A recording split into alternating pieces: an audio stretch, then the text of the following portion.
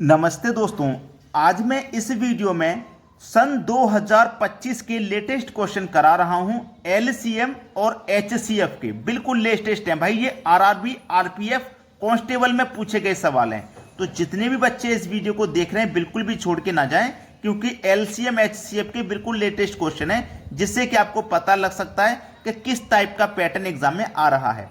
ये पहला सवाल है, 2 की पावर 18 माइनस 1 और 2 की पावर 20 माइनस 1 का एचसीएफ क्या है ये पता करना है। देखो कैसे करते हैं। ये जो पावर दी गई है ना आपको, इस पावर का आपको क्या करना है, एचसीएफ लेना है। पावर का आपको एचसीएफ लेना है पावर का। तो देखो 18 और 20 का एचसीएफ आप कहेंगे सर 2 आएगा, क्योंकि 2 से 18 भी कटेगा, 2 से 20 भी कटेगा। एचसीएफ कितना आएगा, 2। तो अब इस पावर को आप भूल जाइए। अब इस 2 की पावर ना आप एचसीएफ जो आया उसको रखेंगे, ठीक है, इसको रखेंगे। अब दोनों जगह देखो 2 माइनस 1 है, 2 माइनस 1 कॉमन है, तो वही संख्या आएगी। दोनों में से 1 माइनस हो रहा है तो 1 माइनस कर देना है। अब 2 की पावर 2 का मान 4, उसमें से घटा देंगे 1, तो आपके प्रश्न का आंसर आएगा 3। बताइए कितना आसान प्रश्न था, जिसको आप कठिन समझ रहे थे। था कि नहीं आसान? बिल्कुल आसान था। और आरआरबी आरपीएफ कांस्टेबल 12/3/2025 का सवाल, बिल्कुल लेटेस्ट इसी साल के क्वेश्चन। अब देखते हैं अगला प्रश्न। अगला प्रश्न है, 2 संख्याओं का गुणनफल 5292 है और उनका एचसीएफ 21 है। ऐसे युग्मों की संख्या कितनी है? बहुत बढ़िया सवाल।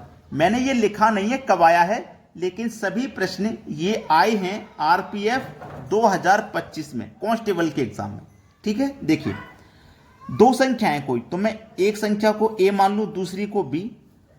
इनका एचसीएफ 21 दिया है, तो देखो ए का मान भी 21 होगा और बी का मान भी 21 होगा कि नहीं होगा? तो हमारे पास संख्या कितनी है, 5292 है।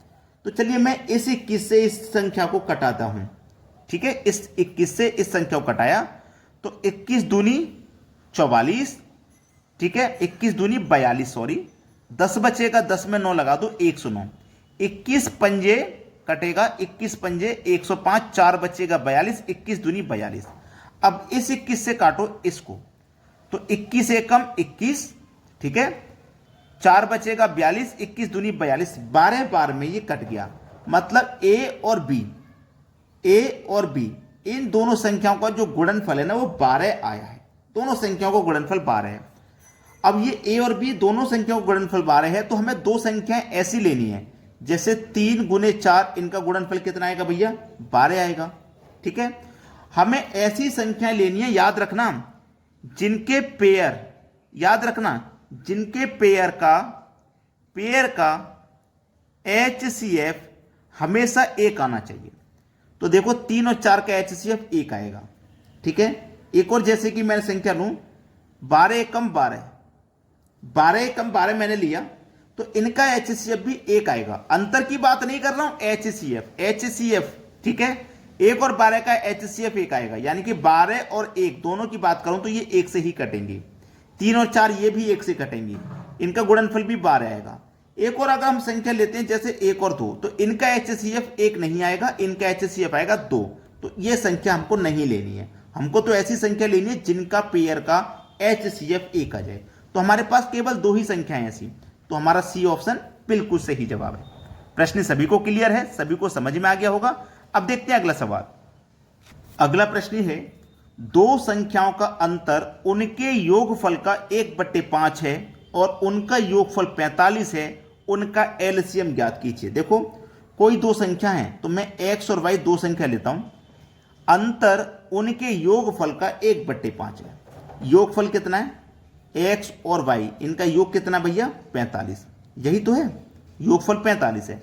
योगफल का 1/5 है अंतर, योगफल कितना 45, योगफल का 1/5 निकालो तो 5 45, तो अंतर यानी कि एक्स और वाई का जो अंतर है वो कितना हो जाएगा, 9।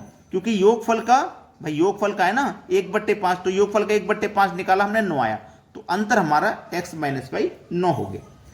अब देखिए हमसे एलसीएम ज्ञात करने के लिए पूछा, तो मैं आपको घुमा फिरा के बात नहीं करूंगा, सीधा सरल तरीका बताऊंगा। सबसे पहले इसमें बड़ी संख्या और छोटी संख्या निकाली जाती है। तो पहले तो बड़ी संख्या निकाल लीजिए। बड़ी संख्या निकालते हैं, दोनों को जोड़िए, 54 हो जाएगा। जोड़ के 2 से डिवाइड करो तो 27 आया। छोटी संख्या निकालनी है तो कैसे निकालते हैं, दोनों का अंतर करो, 36 आएगा। 2 से डिवाइड करो 18। अब इन दोनों संख्याओं को आपको एलसीएम लेना है। 27 और 18 का एलसीएम आ जाएगा 54। ठीक है, एलसीएम कितना आ गया, 54। सवाल खत्म। डी ऑप्शन बिल्कुल सही, एलसीएम ही तो पूछ रहा था। 27 दूनी 54, 18 तिया 54, खत्म सवाल। तो प्रश्न बहुत इजी होते हैं जिनको आप कठिन समझते हैं। अब देखते हैं अगला सवाल। अगला सवाल है, दो संख्याओं का HCF 23 है और उनका योगफल 161 है, तो संभावित संख्या नहीं हो सकती। इन 4 ऑप्शन में से कौन सी संख्या नहीं हो सकती। देखो, कंडीशन को सेटिस्फाई करो। योग 161 होना चाहिए। 69 और 190 और 92 को जोड़ूंगा तो योग इनका 161 आ जाएगा। ठीक है, और HCF 23 आ जाएगा। HCF 23 का मतलब है 23 से संख्याएं कटनी चाहिए। तो 23 तिया 69, 23 चौक 92, ये तो कट जाएगी, तो ये नहीं हो सकती। संभावित नहीं हो सकती ये पूछा, ये तो संभावित है। चलिए, 61 और 100 को जोड़ेंगे तो 161 हो जाएगा।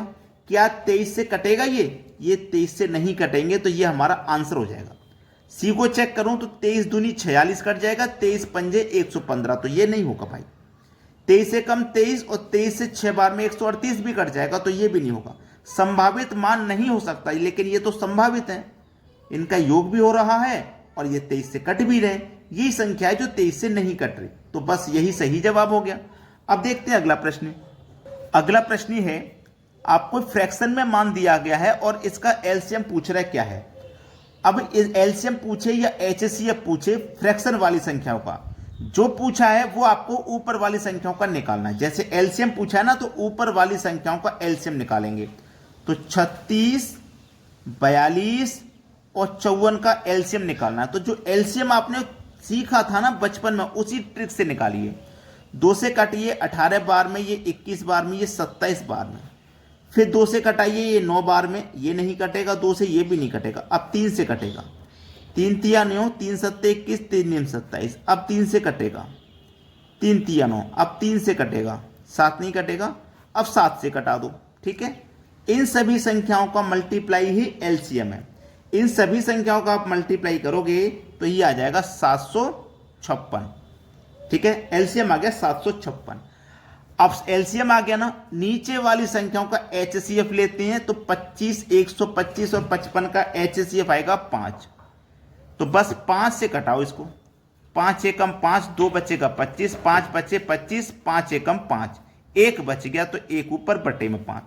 151.1/5, 151.1/5, यानी कि सी ऑप्शन बिल्कुल सही जवाब है।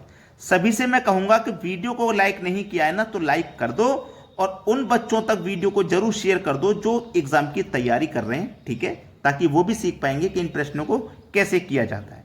ठीक है दोस्तों, वीडियो देखने के लिए बहुत बहुत धन्यवाद।